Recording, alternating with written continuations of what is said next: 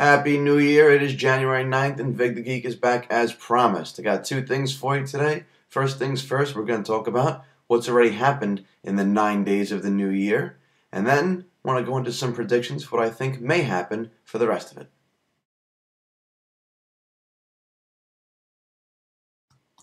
Well, it's only 9 days in, so how much could really have happened? Not a whole lot. The big thing that we've seen is CES, Computer Electronics Show. That's been going on. That finishes up today. Lots of announcements. We're going to let the dust settle on that. I'm going to come back and talk to you about the things that have really come out, good products, bad products, TVs, tablets, phones, all kinds of consumer gadgetry, a kitchen countertop that's not a countertop. It's all induction.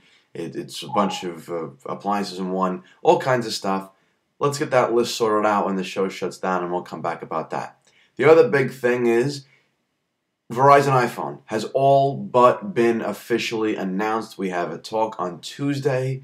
We're going to get definitive answers on that, but I would expect within the next 2 to 3 weeks, you Verizon customers will have an iPhone in your hands. So be ready for that.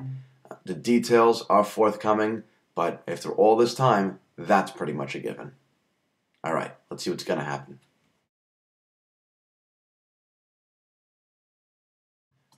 3D TVs are all the rage. At least manufacturers were hoping so. Not really the case. Why could that be? They're incredibly expensive. The glasses are expensive. You have to sit in your house and wear glasses in the first place. The content's not really there. So, what does this mean? Prediction. Production slows down almost to a minimum. 3D disappears. But it'll be back. Once the technology's out of its infancy, once the content is there, once it's a little more usable and universal, I think these things will be back. In the meantime, the proliferation of 3D TVs have driven down the prices of regular LED TVs so much that they're going to be most popular, and we'll see more of 3D later. I think that's it.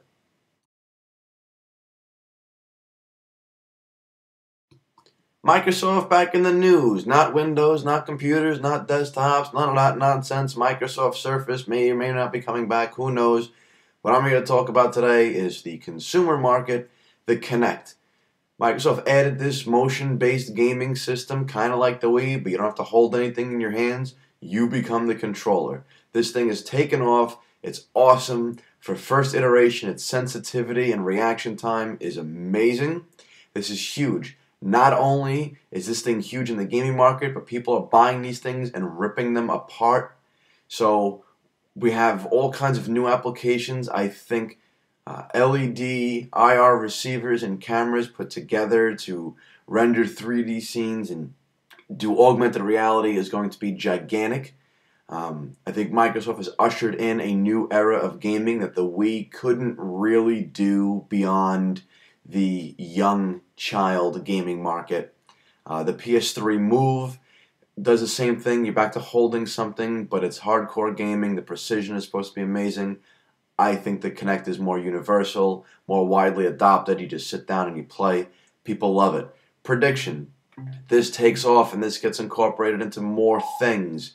This recognizing you as a person and your movements. That's the first thing. 2, Steve Ballmer actually gets to keep his job again.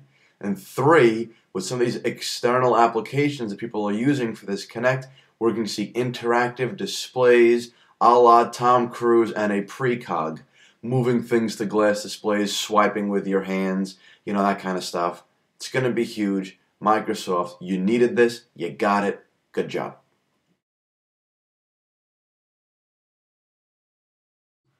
I know you're all waiting for the Apple fanboy moment. Well, here it is.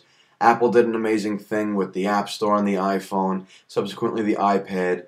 It's been copied by BlackBerry with their App World. It's Google's Marketplace. Verizon wants an App Store of their own for their Android phones. Motorola wants one for all of its Android phones. The idea is lots of apps, really cheap. Volume is where the money is. It's not in huge price tags anymore. We're used to paying, what, $100, $200, $300 for operating systems, depending on which of the 19 flavors of Windows you would buy in the past. When Apple went from Leopard to Snow Leopard, they charged $29. And something like 60 or 90 days later, 80% of people had updated. Round numbers, I don't remember the exact things. Don't crucify me for inflating Apple's numbers. Point is, cheaper prices, more people, bigger revenue. So what has Apple done? They brought the App Store to the desktop. Now you can take Aperture, $199 on the shelf, in the box, more cardboard, less green, or download it through the App Store, $80. The only green, not the only green that you're saving, is the earth, but the green in your pocket. Right? We're going to see this. This is going to explode. It's on phones. It's on tablets of all makes, manufacturers, platforms. Now it's on desktops. It's going to be on Windows too. What we're going to see is retail shelves. The software on those are going to be thinning like the hair on Ballmer's head. And we're going to end up with tons of repositories out there. Instant gratification. Bigger, better, faster, more. That's the way we do things in technology. This is going to take off. Another innovation by Apple that will be adopted across the board. Watch.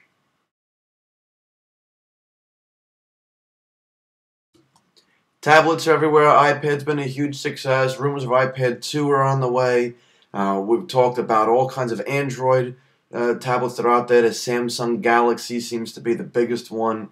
Motorola announces the Zoom this week at CES. These things are huge. They're not going away. It is the new form factor. They've totally eclipsed netbooks. They're a thing of the past. What do we see happening here? Prediction for this year is iPad 2 gets announced first quarter, comes out second quarter-ish, maybe. Android, I see a lot of these smaller ones disappearing, leaving only the best of the best. For instance, the Zoom. For instance, the Galaxy. The best ones will make it. Cisco's tablet will probably make it. All the big ones will hang out. All the little mediocre ones, they're going to die off. This is not a novelty anymore. This is a real productive platform. We're going to see Cisco, Samsung, Motorola, and Apple, probably the big four. They will dominate the tablet market, and these things take over.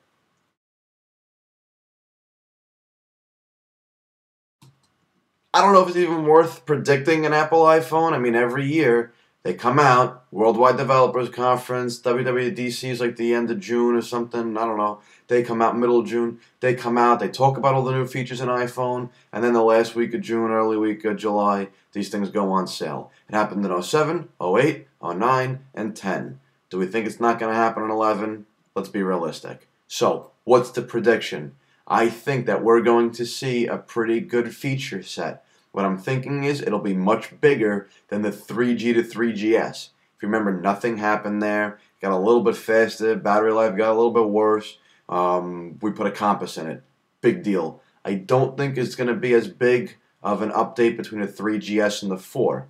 We're talking Retina display, dual cameras, amazing battery, total redone form factor. The iOS jump was enormous, all that. I don't think it's going to be that big. It'll be bigger than the 3G to 3GS. I think iPhone 5 will be enough to keep our appetites wet. They're going to have to stay innovative to keep us interested, but I think the big major overhauls are going to come, fewer and further between.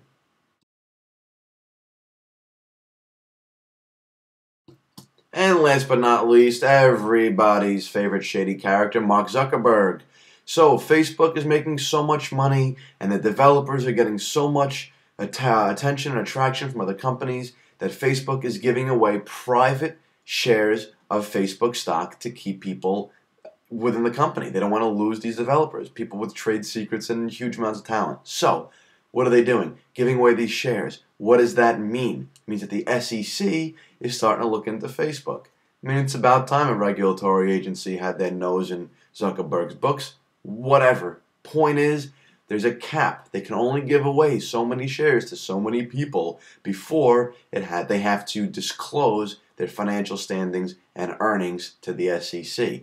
Prediction. They need to give away more shares to keep the people than the SEC will allow them to do quietly and publicly. This means the SEC rifles through Zuckerberg's personal financial holdings, Facebook's financial holdings, all these things. Everything gets wrapped up. Facebook has an IPO. Guaranteed. Either that or things like Second Market end up selling so many shares that were supposed to be private on the public market that we end up having Zuckerberg's hand forced into an IPO. Facebook goes public this year. There's no two ways about it. They're just getting too big. It's going to happen. So that's what we've got. There's a few things for 2011. We'll keep track of them as we go. And rest assured, I'll be back frequently and we'll have fun. New gadgets, new rants, new tech, new things to talk about. 2011, big year. Stay tuned.